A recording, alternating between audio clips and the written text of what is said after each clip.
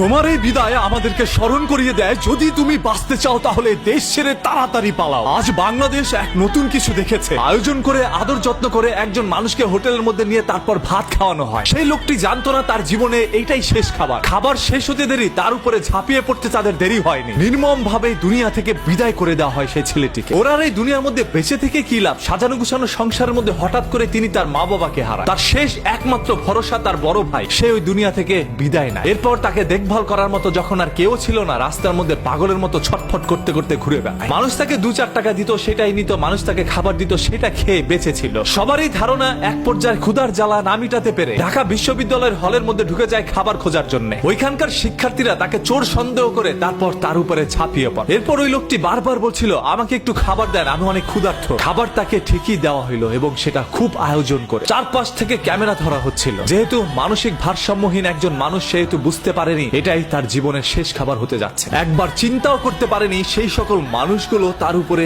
এইভাবে ঝাঁপিয়ে পড়তে পারে। বাংলাদেশের ইতিহাসে হয়তোবা এরকম কোনো মহর্ষ ঘটনা আগে কখনো ঘটেনি। আজকের এই ঘটনাটি আমাদের সবাইকে চিন্তায় ফেলে দিয়েছে। আসলে যদি আমরা বাঁচতে চাই তাহলে দেশ ছেড়ে আমাদের পালাতে হবে। এই দেশ আমার না, এই দেশের জন্মভূমি আমার না, এই দেশের মাটি আমার না, এই দেশের মানুষজন আমার না, এই দেশের কেউ আমার না। একটা সময় আমি আমার নিজেরও থাকবো না, আর তখন তাদের খেলনার পুতুলে পরিণত হব। এই ছেলেটির নাম হচ্ছে তোফাজ্জল। বরগুনার পাথরঘাটা এলাকায় তার জন্মগ্রহণ। তিনি একজন মেধাবী শিক্ষার্থী হিসাবে পাথরঘাটার একটি কলেজের মধ্যে ভর্তি হয়। এরপরই তার পরিবারের মা বাবা ভাই বোন সবাইকে হারানোর পরে পাগল হয়ে রাস্তার মধ্যে ছুটে বেড়ায়। এমন তো অবস্থায় ঘুরতে ঘুরতে তিনি ঢাকা শহরে চলে আসে, আর এটাই তার জীবনের শেষ সিদ্ধান্ত ছিল। আজকে ওকে যে আপনারা হসপিটালের মর্গের মধ্যে ফেলে রেখেছেন, ওকে নিতে কে আসবে? ওর তো পরিবারের কেউ নাই। যার এই দুনিয়ায় কেউ নাই, তার বেঁচে থেকেই বা কি লাভ? হ্যাঁ, আপনারা অনেক ভালো কাজ করেছেন ভাই, ওকে দুনিয়া থেকে বিদায় করে দিয়েছে। আজ ওর পরিবারের কেউ নাই, ও একা হয়ে গিয়েছে। আজকে ওর দাফনটাও হয়তোবা একাকিত্বর মাঝখান দিয়ে যাবে। তবে হ্যাঁ, আজকে তার পরকালে সবার সাথে দেখা হচ্ছে। ওর জন্য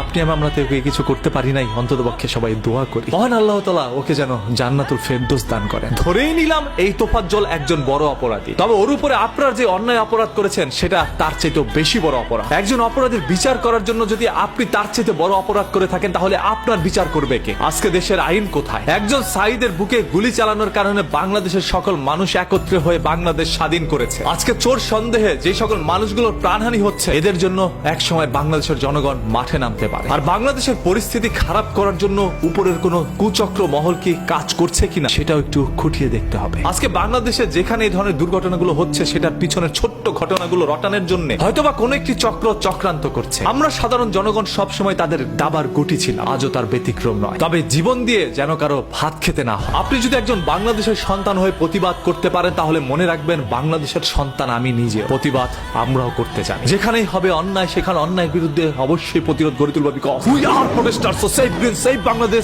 with me every time anywhere. ধর্ম নিয়ে কেউ যদি বাজে কথা বলে, তাহলে তাকে সুযোগ দিতে হবে, কারণ ধর্মবর্ণ নির্বিশেষে আমরা সবাই মানুষ, আর মানুষের চাই সর্বদা মানুষের পাশে দাঁড়াতে। এটাই তো আমাদের একটি নীতি হতে পারে। আজ কেন এই দেশ এরকম হয়ে যাচ্ছে? যে যা পারছে তাই করছে। দেশের মানুষের কি মানবিকতা হারিয়ে ফেলেছে?